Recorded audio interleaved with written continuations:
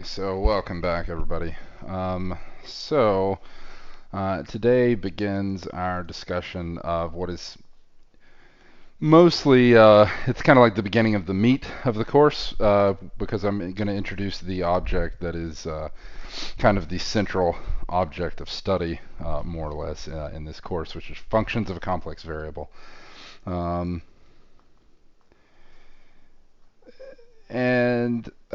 This is going to lead us to introducing the notion of an analytic function, which is going to be a central, like, core concept in this course. This is kind of the main purpose of this course. Really, is studying exactly these things. Okay, a function, you know what the usual definition of a general function is, which is a function f is just a rule. So let's say S is a set of complex numbers. So a function f on a set S of complex numbers is a rule that assigns to each complex number in S some other complex number. Okay, is a rule that assigns to each complex number Z in S some complex number W.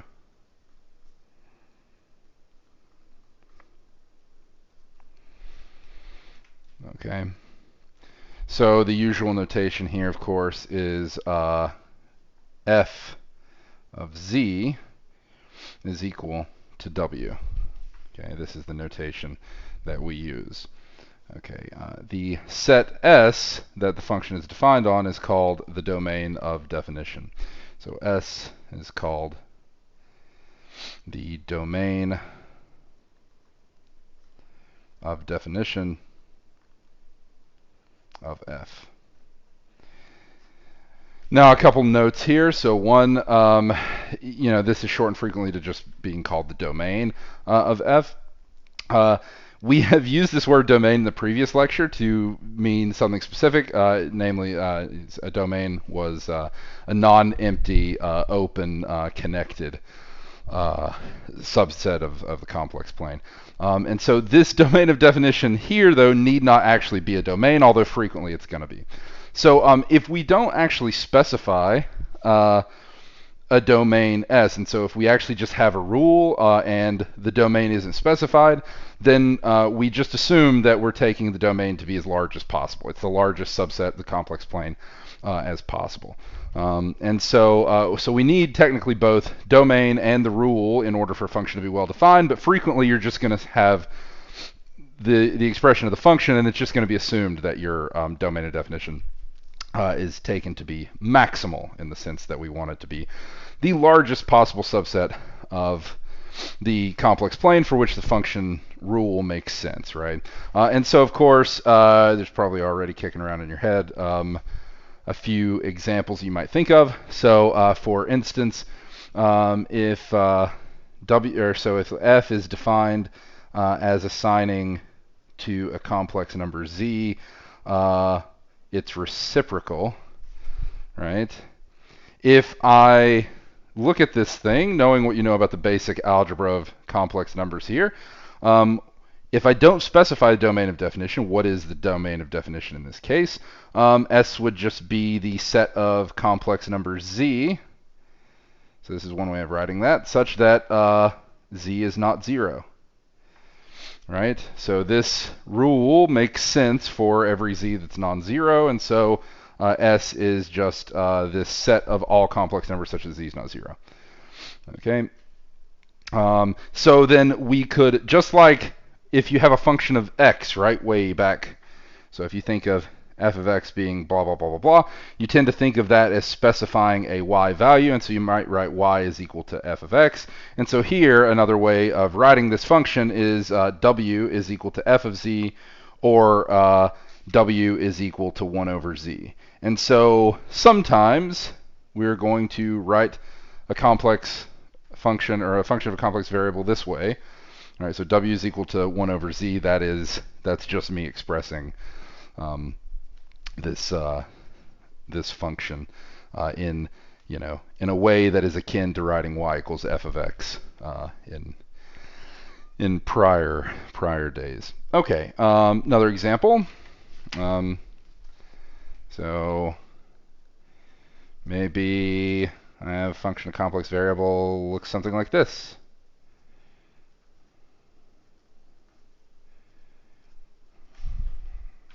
Right. Okay, so f of z is z squared plus 2z plus I. Here, these algebraic combinations make sense for any z, and so S is equal to C, the entire complex plane.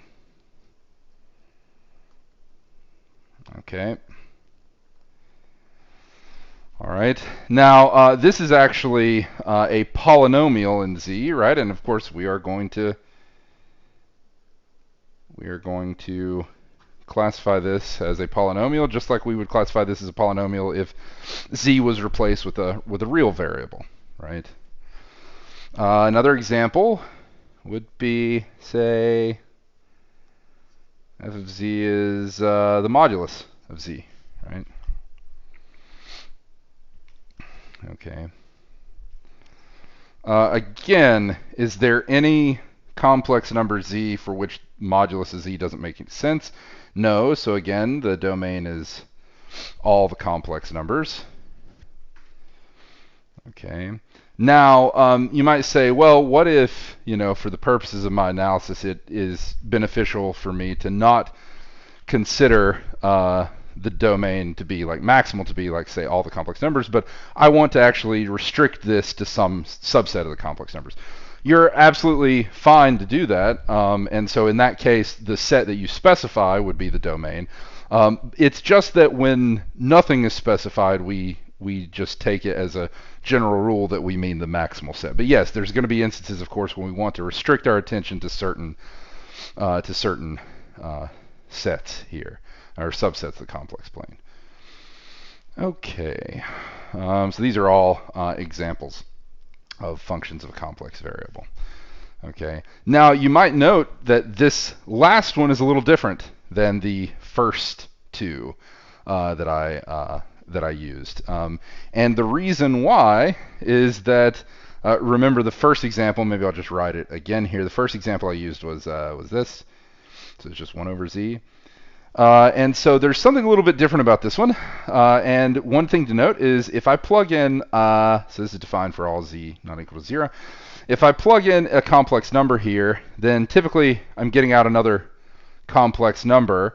And of course, you might say, well, okay, so if z is actually real, then I'm getting a real number out of it. But if z is complex, then I'm going to, that is, if z is, of course, every real number is complex. But I mean, if z has I should be more careful here. I should say if z has imaginary part that is non-zero, right? So if z has imaginary part that's non-zero, then 1 over z is typically going to have imaginary part that's non-zero, and so you're going to get an actual imaginary number, something that has imaginary part non-zero. Same thing is true here, but here, notice that no matter what z you plug in, because you're taking the modulus of z here, the thing that you get, the value of f, is actually always real valued. So this is actually an example of a real valued function of a complex variable. And we're going to see there's a very, very easy way to describe exactly when that happens. Okay, and so the first thing to note is let's say that we are saying that our complex number w is the value of our function at the complex number z. Okay. Well, then we could say let w be complex number u plus iv, where u and v are just some real numbers, and let z be complex number x plus iy in the usual way. And so a way of writing this is to say, okay, well, w is u plus iv, okay, and f is f of z, which is f of x plus iy. Okay. Well, if I look at this, this actually tells me that I can view any function of a complex variable as having two components, u and v, each of which depend on x and y, and that's all they depend on, right? Because here, x and y is the only thing that changes here, okay? And of course, that's where, so whatever u and v are have to come from that. So both u and v depend on x and y, typically. And so really what I've said here is that f of x plus iy is equal to u, which depends on x and y, plus I times v, which depends on x and y.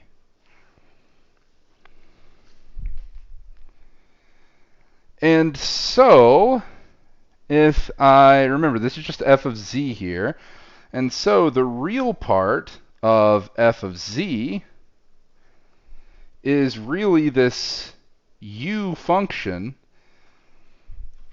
that depends on x and y. The imaginary part of my function f of z is this v function that depends on x and y. Why is this worth thinking about in this way? Well, these are both real valued functions of two variables.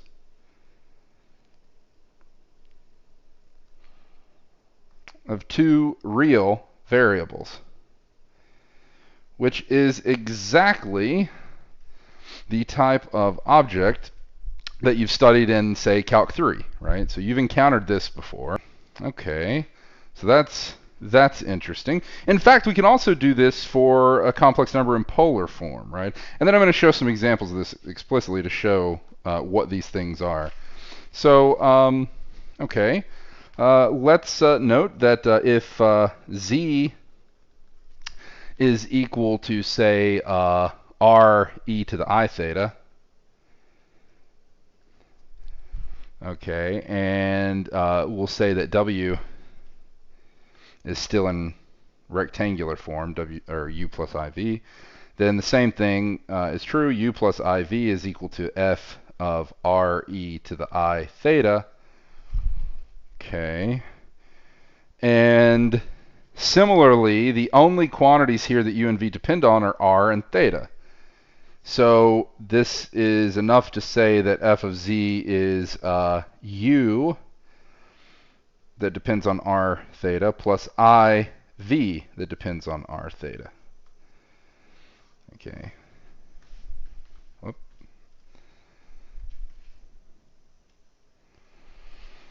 Okay.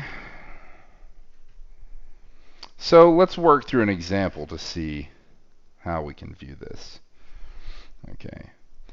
Let's let f of z be the function that takes a complex number and squares it. Okay. Then f of z, thinking of z as x plus iy, what is that? Well, that's just x plus iy squared. Okay, doing this algebra really quickly. Going to have x squared plus I squared y squared, so that is x squared minus y squared as the real part, plus I times the mixed term, which is I times x, or I times y times x times I times y, so that's I times 2xy. Right? And so you can actually just read off, here's u and here's v, right? So u of xy for this f is x squared minus y squared, and v of xy for this f is 2xy. Okay. Let's use the same function and do this in polar form. Right, so if I look at f of r e to the I theta, what do I get here? F of r e to the I theta is r e to the I theta squared. Okay, well, squaring things like this is easy. This is r squared e to the I times 2 theta. Okay. And of course, using Euler's formula, this is r squared times cosine of 2 theta plus I times r squared sine of 2 theta. Okay, and so u of r theta can just be read off directly here. It's the real part, and the imaginary part is v.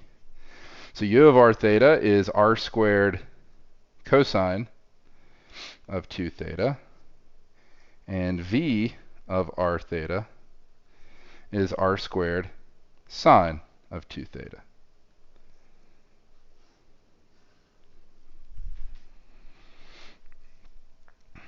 Okay. Okay. Now, since this v function is determining the imaginary part in the values of f, then what we notice is that if we have a v for some f that is always 0, then the value of f is always real.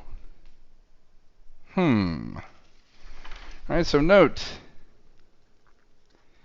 if v is identically 0, right? So when I write that, I mean if v is identically 0, then the value of f of z is always real. Thus, such an f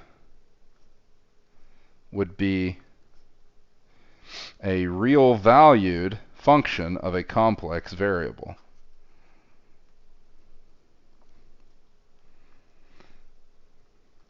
This isn't typical, of course. Typically, a function of a complex variable is complex valued. It is not just real valued, but it would be a real valued function of a complex variable. And of course, we've already seen an example of that. That is just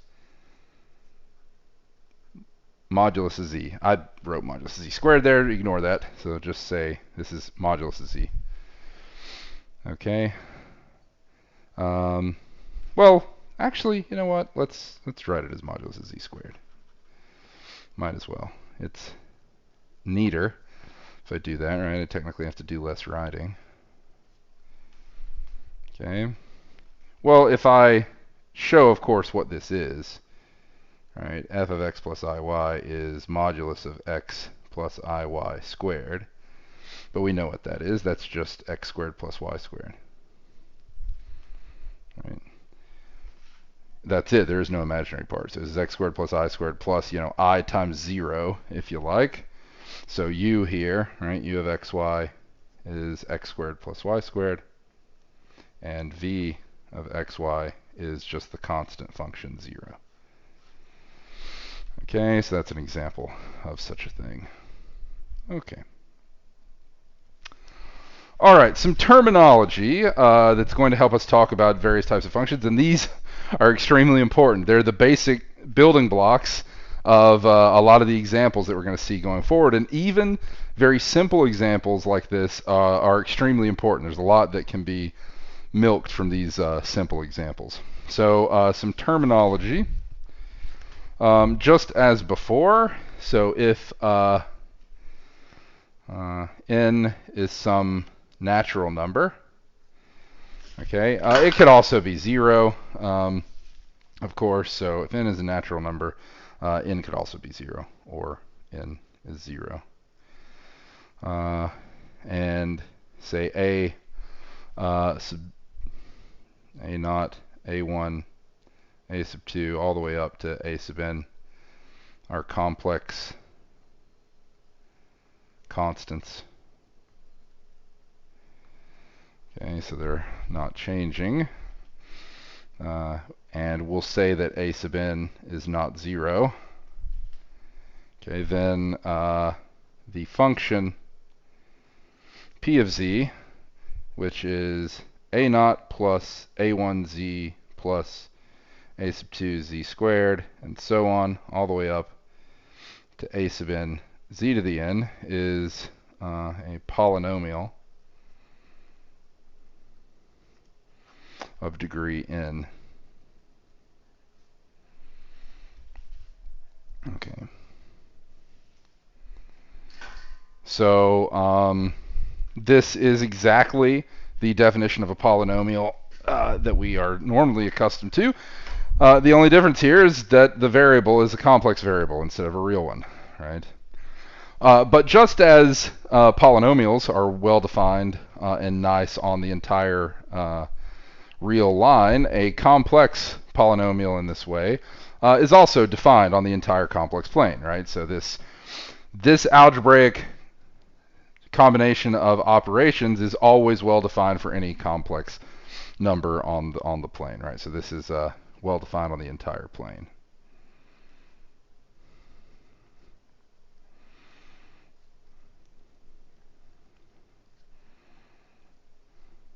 Okay. Okay. If we take two polynomials in this way, so P of z and Q of z, then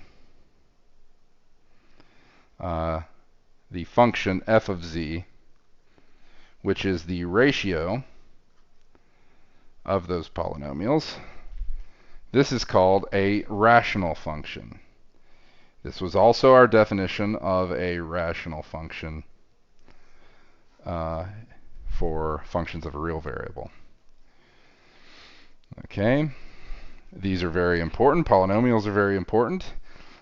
These rational functions, of course, are going to be defined wherever the denominator polynomial is non-zero. Right, so this is defined where Q of z is non-zero.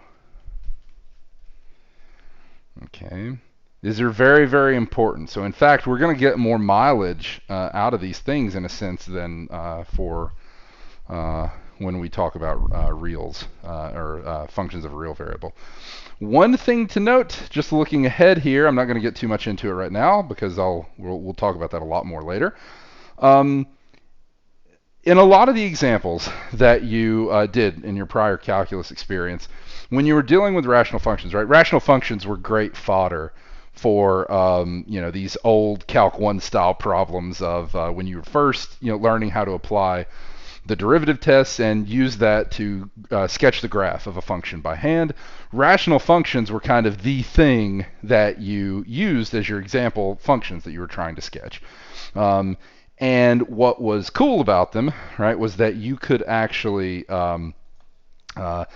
you could set it up so that you had a rational function that looked nasty, but actually the denominator polynomial didn't have any roots, right? So it was never zero. For instance, right, this is something that you could do in some of these examples. It was never zero. If it was zero, of course, you had to deal with it. But the thing is that for our rational functions, it's going to turn out that these polynomials, if they're not just constants, right, these polynomials are always going to have all their roots. They're going to have like maximal numbers of roots. And so this is a thing that technically you're going to have to deal with more often than you would dealing with functions of a real variable. Okay, and that's going to be like a central part of what we do going forward. So you might notice that in my definition of a function, I didn't specify like the one kind of like most key thing. I didn't like I didn't really mention kind of the key defining property of a function, even if maybe I was implying it with the examples that I did, which is that there can be no ambiguity in the choice of values, right? Now, like I said, it's kind of implicitly applied in the way I defined the functions, but the reason I didn't stress it too much, right? So, you're thinking of vertical line test, right? When you're thinking of whether or not something is a function, you're thinking of looking at it like that.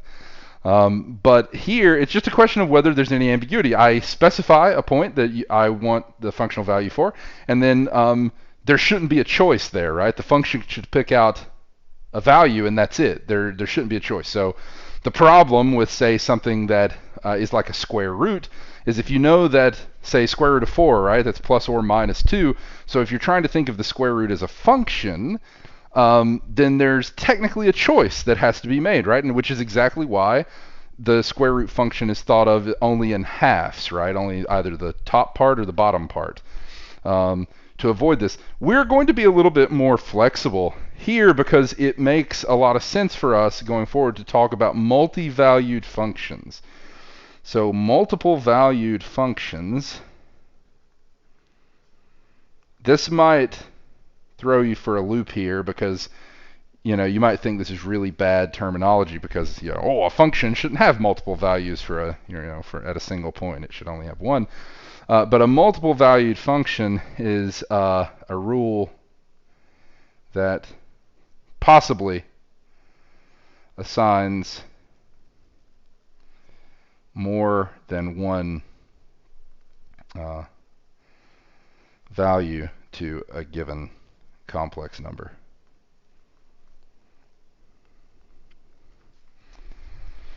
Okay.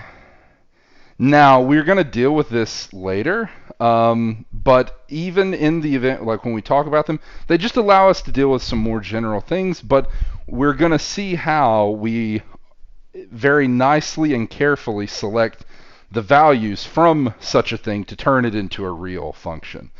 So even when we deal with these multiple valued functions, we're actually going to turn them into honest to God functions in the usual sense, and so that's why it's not actually that big of a deal. And the example they give is exactly the square root here, right? So the example is let f of z be z to the 1/2, right? So we know what z to the 1/2 is from finding roots, right? So last thing we did, finding square roots of a complex number. What is this? How do I do this? So I'm going to use the polar form here. So this is plus minus the square root of r times e to the I theta over 2. I'm going to write theta like this. The textbook does this where I want you to know that theta is the principal value of the argument. So of course r is the modulus of z, and where theta is the principal value of argz. So it is between minus pi and pi. Okay, so this is a multi-valued function here, right? Because there's a choice. It's either a plus or minus. Note, so this is a multi-valued function.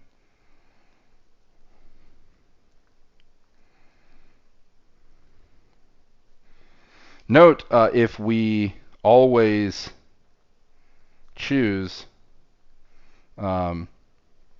positive square root r, for instance, okay, so from this choice, if we always choose the positive one, and we rewrite f of z, maybe I shouldn't even write f of z here because this is, I'll write it in quotes, right? Because it's not really a function, it's a multi-valued function. But if we always choose the positive root here, then this is square root r e to the I theta over 2. And this is now actually just a function. So this is a single value. Now there's no ambiguity of whether I'm picking plus or minus. So notice what we did is we were consistent in our choice of these things. And so this is the notion of choosing a branch of a multi-valued function. This is going to be important later, but for now you don't have to worry about this too much. This is just a nice example. Okay, and so this is actually defined on the entire plane. If you take f of 0 to be 0, then this is defined on the entire plane of complex numbers. Okay. All right. And so that is one. That is kind of one thing out of the way to deal with that we'll talk about a lot later. All right, and so here is kind of the big question. So, big question. This might be one of the first things you asked when I first started drawing these things. The big question here is, how do I visualize the graph of, I'll even put this in quotes here, the graph of a function of a complex variable, f of z. Now, first of all, why is this a natural question to ask? So this is a very natural question to ask, just because this visualizing the function as a graph was one of the primary ways we dealt with functions, ever since you've talked about functions, right? So from the first day that a function was described to you, you thought of function being defined at real numbers. The value of the function, was something that specified an ordered pair. You plotted that in the plane, and you got something out of it, right? You were able to visualize the graph, and you actually had this identification where you said, okay, the function is like the graph, right? And the graph is what the function is doing. So much so that if I were to specify a function like sine x, cosine x, e to the x, square root of x, x cubed, any of those functions I said, you likely thought in your head of the graph of the function, right, when I said that. So visualizing the graph is key, but this is kind of a problem here, right? Why is this a problem? Well, a function of a real value, I'm just going to say Calc 1, although this was something you did before Calc 1. A function of a real variable, right, takes a point on the real line, r, so x, and maps it to a function, or a point on another real line, y. So you have the real line that x comes from, another real line that y comes from, and you put them together, of course. Oh, here's my graph, right? Here's where I can put it on the same graph. And so I can specify a point. So this is the point, x, f of x, right? This is the way that I do it, but there's an issue here, right? So in Math 463,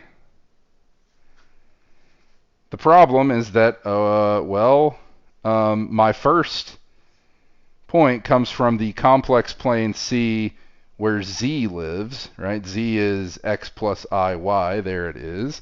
And my function f takes that and maps it to some other point in some other complex plane, w, which is u plus iv. Okay.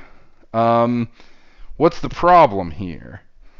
Well, the problem is that I can't really graph this in the same way that I graphed old functions of a single real variable. I can't graph them in the same way because there's an issue here, right? I'm putting an axis here and an axis here, and there's enough dimensions that I have that I can actually draw this picture. Now, a function of two real variables, of course, if it's real valued, then I have a plane that it's defined on, and I have to add one more axis, which I can do, right, and draw something like this, and that's how I would have to graph a function of two real variables. So, right, if I was going to graph something that looked like this, right, the graph of a real valued function of two real variables, I can fake 3 dimensions here by drawing with this perspective. Okay. The problem here is I would need more than 3 dimensions, right? I have 2 complex planes here, and actually trying to combine these, I have too many dimensions. I can't actually show them in a nice way. So how am I going to visualize what the graph of this function does? Oh, I pushed it off here. So how am I actually going to visualize what's happening here? The answer to this is we want to view it as a transformation of regions in the complex plane.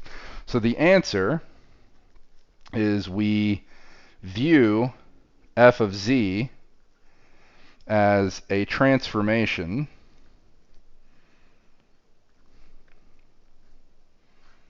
of a region in the complex plane.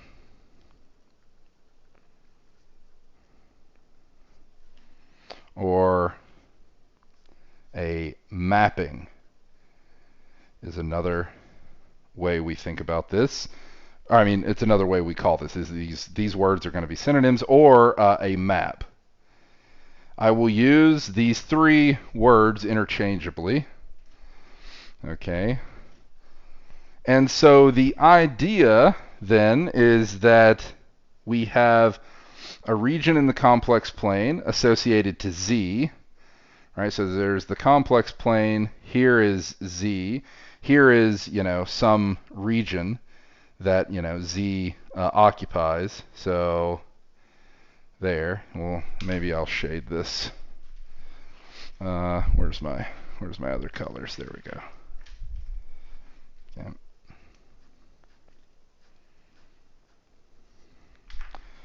Okay, and so what F does is F takes this and maps it maybe to a region that looks like this.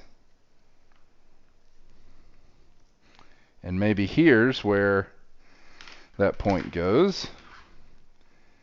And so here is the region that this gets mapped to. This is another copy of the complex plane. It's the one that W sits in. Here's what F does.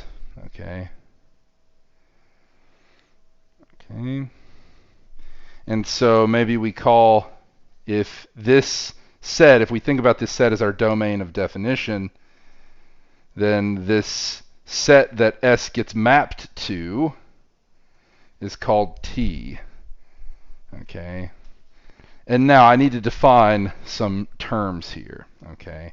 And so we say that W is the image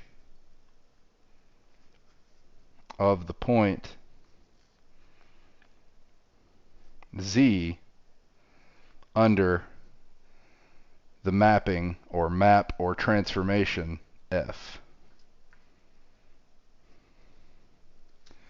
So saying that W is the image of the point Z under the mapping F, that's what we would say in words. In writing, we would say that W is equal to F of Z. Okay, so W is the image of the point Z under the mapping T. If this set S gets mapped to this set T by F, we say that T is the image of the set S under the map or the mapping F. Okay, and sometimes we would write that using set notation as F of the set S is equal to T. Okay.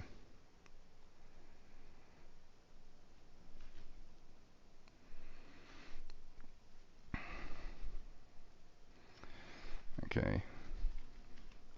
We have another definition. The image of F is the set of all values of F on its domain.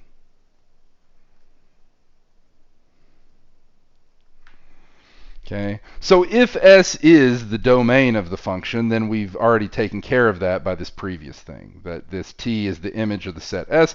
If the set S is the domain of F, then this T is the image of F. Okay, that's how we say this.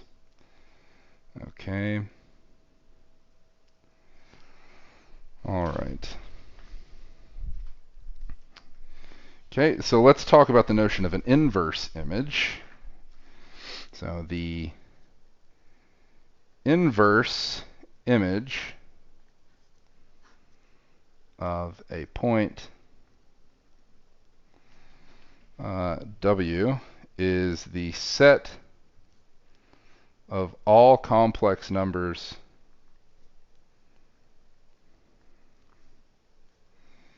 in the domain of f which map to W under F. So this is the definition of inverse image written in words.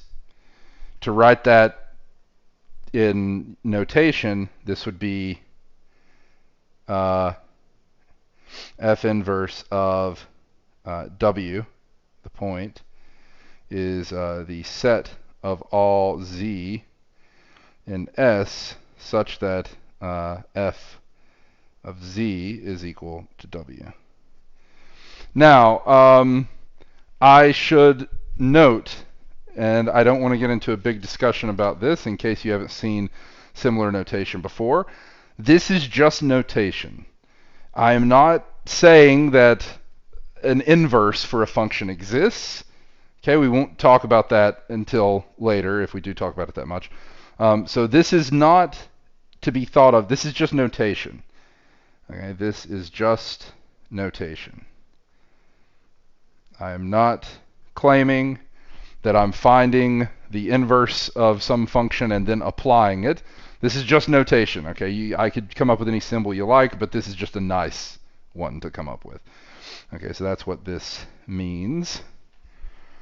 Okay, and we can also talk about the inverse image of a set. So the inverse image of an entire set can be defined in the exact same way. So the inverse image of, say, a set I'll call T is the set of all Z in S such that F of Z belongs to T.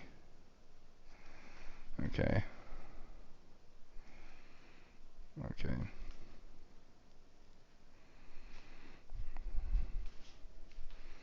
All right, but I won't talk too much about these at the moment. All right. Okay. And so, thinking about these as transformations or mapping give us some nice geometry to bring to bear on some of these questions. And so when you think about transformations, maybe the most natural thing you think of are the canonical types of rigid motions or isometries of the plane, which are translation, rotation, reflection. All right, so maybe you think about those. So let's see some examples here of these. So let's take the complex, the function of a complex variable that is just z plus 1, right? So what does this do? So if we're thinking about this as w is equal to z plus 1, so if I think about this in terms of x plus iy, so this is x plus iy plus 1, so this is x plus 1 plus iy. What does that do? All right, well, this translates every point 1 unit to the right, right? So this translates each point in the complex plane 1 unit to the right.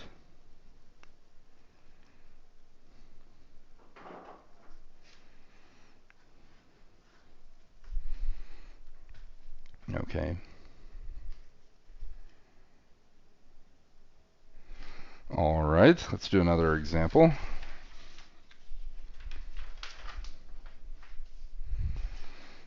Okay, so here's another example. Let's say that f of z is I times z. Right? So if I'm thinking about this as w is I times z here, well, here's an instance of where it is going to be nice to think about this in terms of polar form or exponential form. So if I think of z as being in polar form already, so z is r e to the I theta, right? I can put into polar form. What is I in polar form? Well, this is e to the I pi over 2. Okay. And so I times z, then is e to the I times pi over 2 times r e to the I theta. So this is just r e to the I times theta plus pi over 2. What does that do to a point? Right? This rotates, right? This rotates the point. So this rotates the point 90 degrees or pi over 2 counterclockwise about the origin. So this rotates every point in the complex plane pi over 2 counterclockwise about the origin.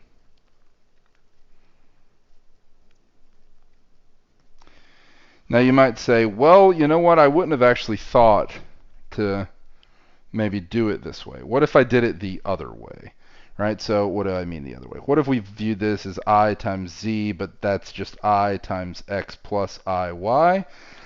This is ix plus I squared y, so that's obviously ix minus y. And so this is, rewriting this, this is minus y plus ix, right?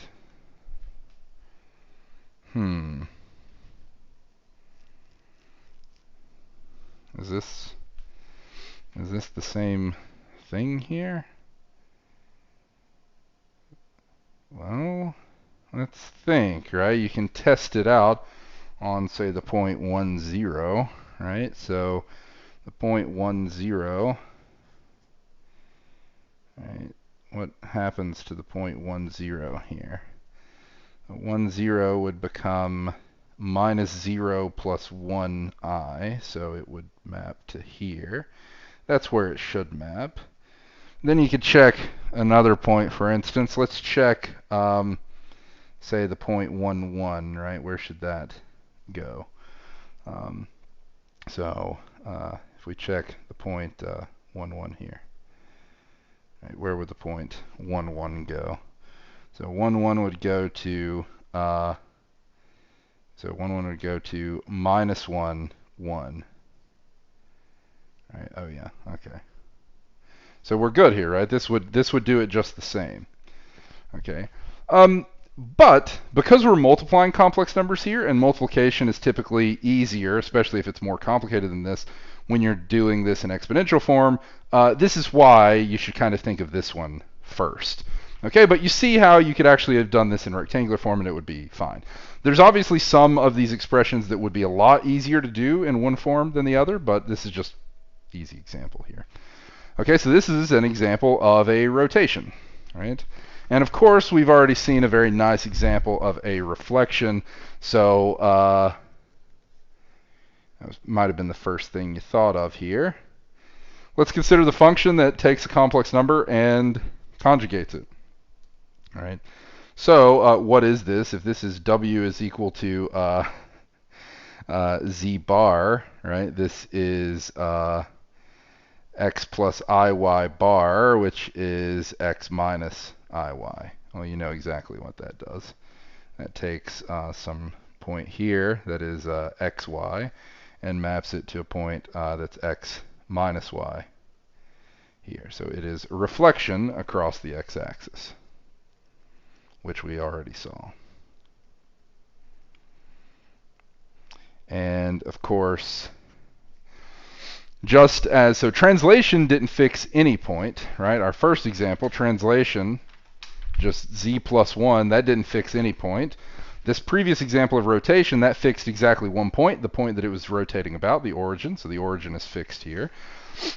This reflection, of course, fixes a line. It fixes the line of reflection. The line of reflection here is the x-axis, which is exactly the real numbers, right? And so a number is equal to its own complex conjugate if and only if it's real, right? Which we already knew. Okay. And so the next thing I'm going to do, and I'm actually going to wait until tomorrow's lecture to do this, is the mapping. So our first big example, we will see a nice illustration of complex functions as mappings by considering the mapping that just takes a complex number and squares it. Okay, we're going to get a lot of mileage out of this particular example. Okay, and so this is actually what I'm going to do in tomorrow's lecture, and that's going to kind of give you a nice feel for the sorts of things we're going to do in trying to understand how these functions behave. Okay. All right. So I think that is it for today. So I will see you all for tomorrow's lecture. So you have homework due tonight. That's Monday at midnight, and your next homework will be posted soon, and it will be related to this stuff that we're about to do. Okay, so I will see you all later.